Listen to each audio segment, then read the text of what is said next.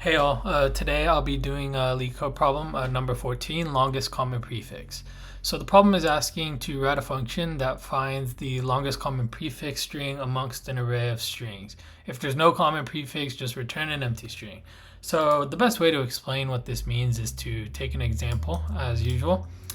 And we see this here, right? And this problem defines a common prefix as the prefix has to belong in all strings. So in this one here, we see they all start with F. So F is a good candidate. It is a common prefix, but is the longest common prefix. Well, we see flower starts with FL, and when we highlight it, we can see flow also starts with FL, and flight also starts with FL. So they all start with FL. So that's longer than F. So FL so far is the longest common prefix. Let's go to FLO right here. Might as well.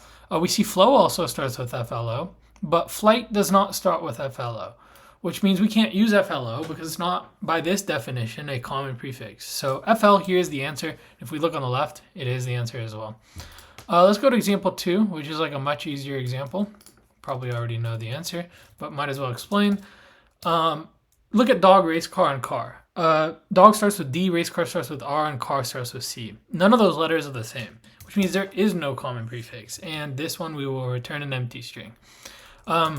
So this logic that I just explained is the exact logic we'll be coding actually. So let's look at the constraints to make sure we have to take care of any edge cases here. The string lengths, the individual strings will be either 0 to 200, or they could be 1 to 200. It doesn't look like it can be null or anything, so it should be fine. Only lowercase letters, that doesn't really matter. So yeah, okay, sounds good.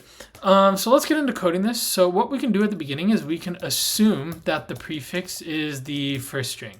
The reason why we can do this is because it definitely can't be longer than this. Because even if the first string is the shortest string in the whole array, we will be bound to this as the prefix because anything longer than this would not be a common prefix because it would be longer than the first one. So we'll just use the first string as the prefix. It's kind of a good anchor point. And then from here, we will go and loop through the prefix length, and we'll also get the current character of the prefix. So we'll go car C equals prefix.car at I. The reason why you're probably wondering, why didn't you just do like for car C of car array?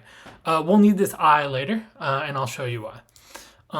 And also what I'm going to do at the bottom is I'm going to just return prefix. So like the absolute like easiest case is we'll just assume that the longest common prefix is the first string. You can do that safely, and I'll explain why, because we'll take care of the case inside this loop. Next, so we got to ask ourselves what we're doing. We're actually just iterating through the prefix. But this prefix, every single character in this prefix should be matching positionally with the other strings. So if you remember what I did with the first example, right? That's actually exactly what I did in the example. We take flower as the prefix, and I went F, and I checked it all began with F. Then I went to L, and I made sure that L is the same in that position in all the other strings. Then I went to O, and we saw when we got to flight, O doesn't match I, so we broke out of there. So we're just doing that same exact logic that I explained, because I think it is the clearest.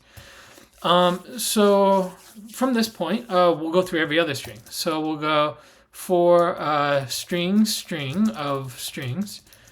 And for this string here, we have to think, does it match at this current character? Basically like that logic I explained earlier, the current character of the prefix.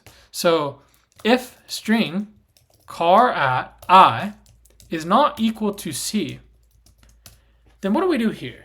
So this is the case in flight, right? We get to the I and we're no longer there.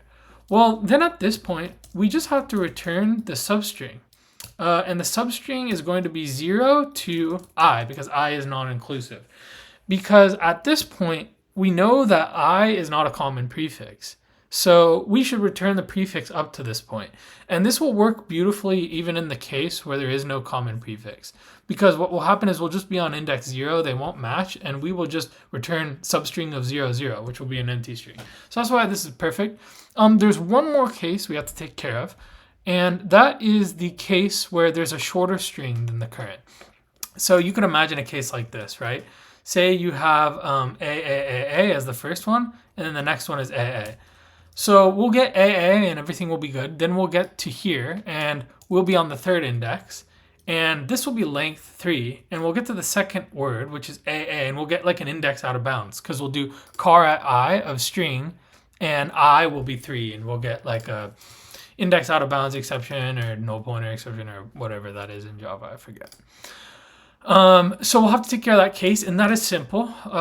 We just have to go if I is greater than or equal to the total length of the string. Like, will it be an out of bounds? So in either of these cases, we early break and just return the longest common prefix thus far. The rest will work naturally because, like I said, if we make it through this entire loop with no problems, we will just return the whole prefix. At the end of the day, a longest common prefix cannot be bigger than the first string. It's impossible because if it's bigger than the first string, how could it be a longest common prefix? It doesn't make sense. So let's go over time and space. So time here is going to be, so we have to think a little bit. We're doing one loop through the entire prefix, right? And we're doing a loop to the prefix. So that there will be bound to the size of, I don't know, we'll just say worst case, the longest string, and we'll call that M. But it's also going to be something else. Let's see what else we got here. This is just a constant operation. We're going through every other string. So this will actually be, and let's say there's N. So M is the length of like the longest string, worst case, and then N is the length of, or the size of the string's array. So M times N will really be the time complexity here. Space is very good. We actually don't require extra space here. We're not storing anything. So this is actually a pretty good thing, constant time.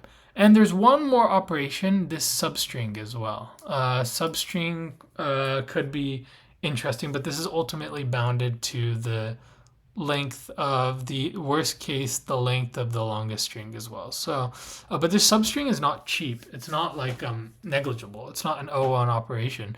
Substring, I'm pretty sure, has to make a linear copy. I don't know how Java does it, but anyways, for the most part, it's O of M and N in time. It will resolve to that, and then there will be no extra space.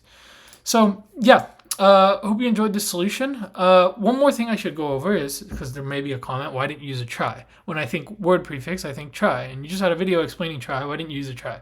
The reason I didn't use a try is, one, it's a lot more complicated, and you're kind of expected to build the try, not really use like a built-in or anything. And the time is going to be the same. It's still going to be M times N because you have to build the try. You have to insert every word. And for every word, you have to insert every character into the try. It's still going to be OMN. And space will also be worst case OMN in the case that there's no overlapping subsequences. So why use it? In this case, it doesn't really solve for anything. To be honest, just use the basic one, and I don't think we can get better than OM times N. I haven't looked at the solutions, so correct me if I'm wrong, but this is something that'll work. It looks good to me, and we didn't run it, so let's run it, and let's submit it.